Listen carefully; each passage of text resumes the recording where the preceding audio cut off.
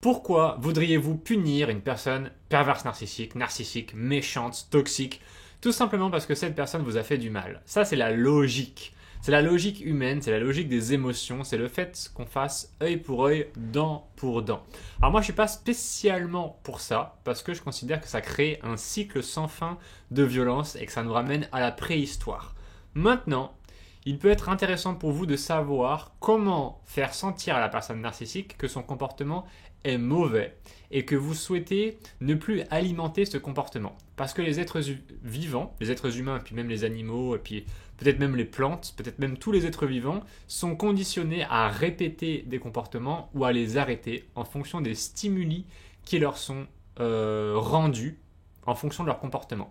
Ça a l'air compliqué comme ça, mais grosso modo, ça veut dire que si vous faites des trucs bien, il vous arrive des trucs bien. Si vous faites des trucs mauvais, il vous arrive des trucs mauvais. Et dans cette vidéo, je vais vous expliquer comment vous pouvez faire sentir à la personne narcissique qu'elle fait des trucs mauvais en lui envoyant des stimuli mauvais. Vous allez punir la personne narcissique un petit peu comme si c'était un chien qui était méchant et que vous vouliez le dompter ou la dompter, puisque les narcissiques peuvent être des hommes ou des femmes. Bref, c'était une introduction magnifique. On commence tout de suite avec le premier point, qui est le fait d'ignorer leurs tentatives d'attention.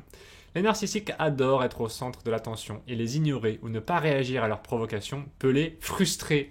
C'est vraiment tellement simple.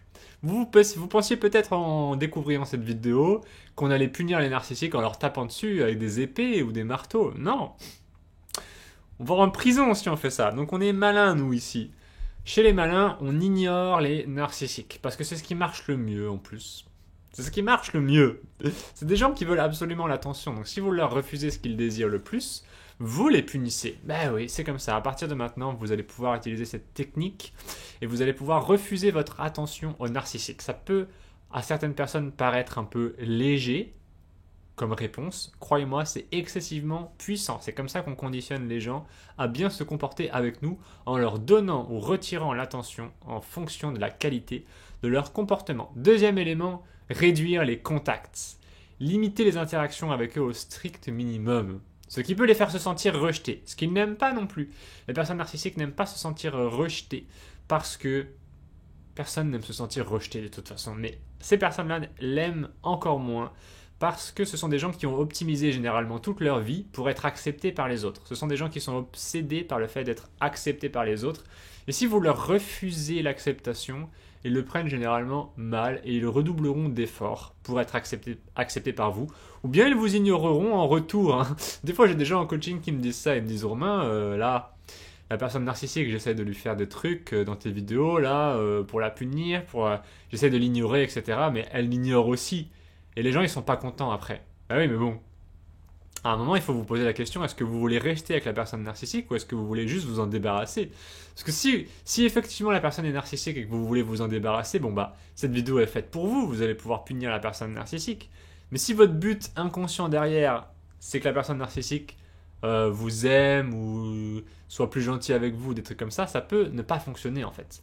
Ça peut ne pas fonctionner. Vous savez, il y a beaucoup de gens comme ça qui sont adeptes des vidéos sur les narcissiques. Et au fond, quand je discute avec eux, en fait, ils aiment bien la personne narcissique et ils voudraient que les choses se passent mieux. Et même parfois, ils ont l'impression qu'ils n'arrivent pas à faire en sorte que la relation se passe bien dans le sens où ils voudraient que ça continue en fait. Ils voudraient que ça continue et ils se rendent compte que c'est la personne narcissique qui se retire de la relation. Parfois, c'est ça qui arrive. Les gens, ils tombent sur les vidéos sur les narcissiques et en fait, ils se rendent compte que oui, il y a une personne qui est toxique avec eux, mais malgré tout, ils essayent de tout faire pour garder la personne toxique. Bah ouais. Ça, c'est le...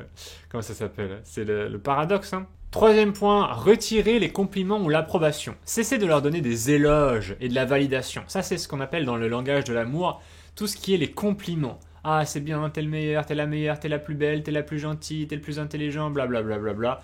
Tout ça, vous pouvez le retirer en fait. C'est retirer son amour. C'est vraiment un des trucs les plus puissants qui arrivent. Et encore une fois, je vous dis, quand je préconise ça aux personnes que j'ai en coaching, elles me disent « Oui, mais Romain, si la personne narcissique me donne plus d'amour non plus. » Ben oui, en fait, à un moment, c'est la relation. Si elle vous convient plus, il n'y a pas de solution miracle pour la transformer en une espèce d'univers magique comme dans les bisounours. Hein. J'ai pas la baguette magique, vous l'avez pas non plus, et on l'a pas inventé cette baguette magique.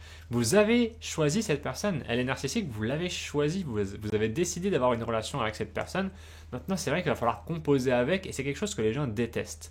Ils détestent ça parce qu'ils se rendent compte qu'ils ne sont pas en position de force dans la relation. C'est ça qui les énerve en fait. C'est d'après ce que j'ai pu observer des coachings et des interactions que j'ai avec les gens qui consomment ces contenus sur les narcissiques et les pervers narcissiques. La plus grande chose qui les fait souffrir, c'est de ne pas avoir le pouvoir dans la relation. À la rigueur, que la personne soit narcissique ou pas, c'est un élément qui est important, mais c'est pas le plus important, parce qu'il leur arrive bien souvent au début de la relation que tout se passe bien. La personne est quand même narcissique, mais tout se passe bien parce qu'ils ont le contrôle, ils ont le pouvoir. Mais lorsqu'ils le perdent, ça devient terrible. C'est un petit peu comme si vous adoptiez un chien, et puis voilà, c'est un chien de garde, et puis quand il est petit, tout va bien. Il est gentil, machin, vous lui lancez une balle, il va chercher la balle, etc. Il est tout mignon. Et puis il grossit, et un jour, il se rend compte que quand vous le baladez et qu'il tire sur la laisse, il est trop costaud pour vous. C'est lui qui vous entraîne maintenant. C'est le chien de garde qui vous entraîne maintenant. Et que s'il a décidé de venir bouffer dans votre assiette, bah vous n'allez rien oser dire. Parce que c'est un gros chien avec de grosses dents comme ça. Et vous avez peur qu'il vous morde. Et là, le pouvoir s'inverse en fait. Et vous le perdez. C'est là que les gens essayent de se mettre en quête des vidéos sur les narcissiques. Et qu'ils essaient de comprendre comment réobtenir le pouvoir. Donc, toutes ces techniques que je vous donne, elles vont fonctionner à la condition que vous êtes capable de tenir ces positions. Toutes ces techniques que je vous donne, ce sont ce qu'on appelle des positions que vous allez adopter. Mais encore faut-il pouvoir tenir ces positions. Point suivant, réagir avec indifférence. Ne montrez aucune émotion lorsque vous interagissez avec eux. L'indifférence peut être plus douloureuse que la colère. C'est-à-dire que, à un moment, vous allez vraiment rien en avoir à faire. Enfin, vous allez rien en avoir à cirer de la personne narcissique. Elle va plus vous intéresser du tout. Vous allez vous dire, mais ouais, c'est bon, cette personne narcissique, j'en ai marre. Mais avant, vous allez ne pas y arriver. Et parfois, vous allez essayer de faire semblant d'en avoir rien à faire. Et là, est-ce que vous allez réussir à faire semblant assez longtemps? Parce qu'on connaît tous ces situations dans lesquelles on fait semblant de ne pas réagir à la personne. On est là, on a... Limite, vous avez envie que la personne vous réponde, vous avez envie qu'elle vous parle, vous avez envie qu'elle vous donne de l'attention, mais vous êtes là, vous vous êtes dit dans votre tête, bon, bah, il faut que je l'ignore. Ah ouais, cette personne, elle me donne pas d'attention, bah, moi aussi, je vais l'ignorer, moi aussi. Et puis, en fait, bah, c'est vous qui n'arrivez pas à l'ignorer. Elle arrive mieux à vous ignorer que vous n'arrivez à l'ignorer. Ça, c'est difficile. Les gens, ils sont embêtés avec ça. Mais probablement qu'un jour, vous arriverez réellement à ignorer cette personne. Ensuite, on a fixer des limites fermes. Là, c'est vraiment quand il y a une personne qui vous embête énormément. Vous mettez des limites. Bah, de toute façon, même quand les gens ne vous embêtent pas, vous mettez des limites parce qu'elles sont inconsciemment décidées dans votre esprit. C'est-à-dire, vous avez décidé dans votre esprit à un moment que les gens ne pouvaient pas vous appeler à 3h du matin, que quand on venait chez vous, j'en sais rien, il fallait pas venir se servir et manger dans le frigo, j'en sais rien. Voilà, toutes les limites de la vie, qu'on n'avait pas le droit de vous appeler par un surnom méchant, j'en sais rien. On vous appelle tête d'ampoule, un truc comme ça vous énerve, vous dites non, vous mettez une limite. Tout ce qui est l'ordre du non, c'est les limites. Et ben en fait, parfois les gens ont du mal à mettre des limites aux personnes narcissiques, parce que déjà c'est des gens qui aiment pas trop mettre des limites aux autres, sont assez agréables, et en plus de ça, ils se rendent compte que les narcissiques sont extrêmement têtus, et qui retentent à chaque fois. Limite tous les jours, vous allez devoir leur dire non pour les mêmes choses. Non, tu n'as pas le droit de m'appeler tête d'ampoule. Non, tu n'as pas le droit de venir manger dans mon frigo. Non, tu n'as pas le droit de venir prendre l'argent dans mon porte-monnaie. Une fois, j'avais une jeune femme en coaching qui me disait, voilà, mon copain narcissique, il prend mon porte-monnaie, il prend ma carte bancaire et il s'achète des jeux sur PlayStation. Et elle me dit, c'est normal ça ou pas? Je lui dis, bah, c'est à toi de décider si tu es d'accord avec ça ou pas. Elle me dit, bah non, ça m'embête, moi j'ai pas trop d'argent. Je lui dis, bah, il va falloir que tu sois capable de lui dire non, du coup, à ce garçon, quoi. Point suivant, démontrer votre indépendance. Ça, c'est ce qu'on appelle faire, montrer qu'on a des meilleures options de rechange.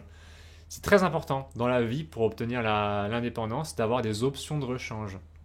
C'est-à-dire, grosso modo, si vous êtes dans un emploi avec un boss narcissique ou une boss narcissique, vous lui montrez que vous avez d'autres options. Vous pouvez aller travailler ailleurs. Pareil pour le couple, pareil pour les amitiés, pareil pour tout en fait. C'est ce qu'on appelle la meilleure option de rechange. Si vous n'avez pas d'option de rechange, vous êtes cuit, vous êtes dépendant. Septième point, refléter leur comportement. Pourquoi il y a une pub? Pourquoi il y a une pub sur ma vidéo? Oui, je suis sûr, je ne veux pas de réduction. Je ne paye pas pour ton truc, là, c'est gratuit. Septième point, refléter les comportements. Utilisez le mirroring en imitant subtilement leurs actions négatives. Ça peut être intéressant. de mettre la personne face à ses propres comportements en les répliquant. Donc, pourquoi c'est intéressant? Parce que vous allez vous rendre compte que la personne, en fait, s'autorise à faire des choses qu'elle ne supporte pas chez les autres. Là, vous allez vous dire, bon, cette personne se fout de moi. Huitième élément, révéler des vérités inconfortables, à faire avec précaution. Là, c'est vraiment quand vous êtes à la fin de la fin de la fin et que vous voulez faire partir la personne. Et c'est un aller sans retour, hein. Quand vous commencez à dire des vérités inconfortables, c'est pour faire fuir les gens. C'est quand vous en avez vraiment marre. Neuvième point, limitez les informations personnelles. Ne leur donnez pas accès à votre vie personnelle. Cela les empêchera d'utiliser des informations contre vous. Très important. Ce n'est pas tellement pour les punir, c'est plus de la sécurité. C'est comme ça là, on le met ce petit point sécurité. Dites-en le moins possible sur vous, ce sera potentiellement sinon utilisé contre vous. C'est comme dans les séries américaines quand ils capturent le méchant à la fin. Voilà, vous avez le droit de garder le silence et tout ce que vous dites sera utilisé contre vous. Et enfin, dixième point, priorisez votre bien-être. Montrez-leur que vous vous mettez en priorité en prenant soin de vous. Ce qui peut les rendre jaloux ou irrités par le fait que vous ne les placez plus en premier. Et ça, c'est important pour toutes les personnes qui sont très agréables. Elles ont le trait de caractère, on appelle ça l'agréabilité. C'est des gens qui sont plus flexibles, les plus chaleureux, les plus patients, etc. On vous adore, hein. Moi je vous adore, je vous aime énormément. Toutes ces personnes-là. Ce